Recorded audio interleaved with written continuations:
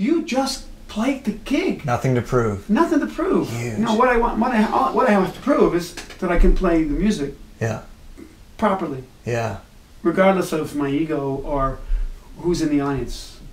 And find the depth in that. I just heard Leland Sklar, the bass player, talking about that. He's like playing whole notes and making it. And he might have been referring to Steve Gadd too, like because they played together a lot. But just the whole notes, like can you feel all that? Yeah. Super hard. I always believe that whatever is best for the project is what needs to be done, and I've never been so possessive about things that I go, well, it's my gig. It's not. I just say, if I think there's somebody that's better, if I got called for a heavy slap pop gig, I got friends that eat that stuff for breakfast, and for me, I struggle through that style. So I'd call him. It'll be great. But that's the mantra of yours. What's best for the tune, the servant of the song. Exactly. You really own that clearly. Yeah. When you play, you are in that song at that moment. I've talked to Steve Gadd many times. You really capture that comfort zone that you create. Yeah. That just lays down a foundation of just pure and if fun. the song wants a whole note in each bar, I'm good with that. There's nothing embarrassing about playing a whole note. Then I try to explain to the guys, how are you going to play that whole note? If it's an E, are you going to play open E on the bottom, or are you going to do it up an octave? What's your release like? A little vibrato when you go to the next note? Or are you going to just go bop boom? Or are you going to go do a little glisten? The options are almost infinite on how to treat one note. If you're doing 30-second notes and playing some fusion stuff, if your chops are up, no problem. But whole notes, half notes, you're pretty exposed. So you better do them right. Absolutely.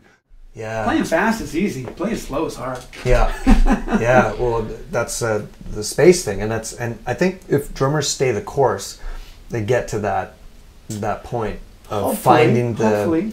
Someone like Steve Jordan. I remember Chris Sutherland did a masterclass for my students, and he goes, check this out. He goes, this is Jedi stuff. And he put on the song Gravity by John Mayer, with Steve Jordan drumming. And he goes, check this out. And he put on a click with the entire track, and he goes, listen how Steve is able to like move time at will. And he's like, he's like destroying. He's trying to, and some of the students were like maybe at that stage, like, I don't hear any. He's off. This is boring. He's ahead, or he's behind. Now he's behind.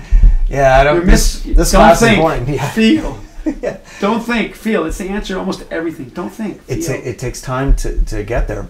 There's a story about Bruce, and I think he was frustrated from a session with his teacher Itman at the time, and he was young, and I can't remember the context of the story, but probably trying to get some moves or something, and he went sailing, and he's all mad, and he's frustrated. He punches the water. And he punches, and he's like, just why can't I? And he punches the water, and he's that's it. Be like water. Boom. And Fluid. that door was open in his mind. If you go to Niagara Falls and you look at Niagara Falls from the top, you go, it's pretty powerful. But when you take the little Maid of the Mist and you go down into the water and you see it from below, you're like, holy moly.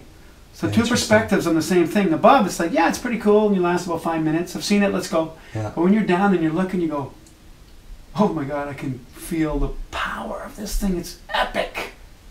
Now I'm in it. It is. I'm looking up at it, and it's like, whoa, this is unbelievable. I can feel the power of Niagara Falls. I get it. When you're at the top, you don't get it. You just see it going over the edge, and you hear the roar. But when you're down in it, you're like, interesting. Wow, I felt the power. Just perspective sometimes. It's amazing. And the water analogy, you nailed it, where it can be so peaceful.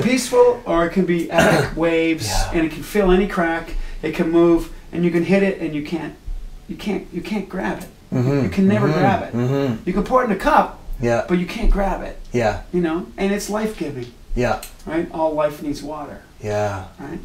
There's so much in there. So right? I'm gonna be 75% body, 90% brain, made of water. I think it might be that. even higher than that. We're essentially water. This is what it is, okay? I said, empty your mind. Be formless, shapeless, like water. Now you put water into a cup. it becomes the cup. You put water into a bottle, it becomes the bottle. You put it in a teapot, it becomes the teapot. Now water can flow or it can crash. Be water, my friend.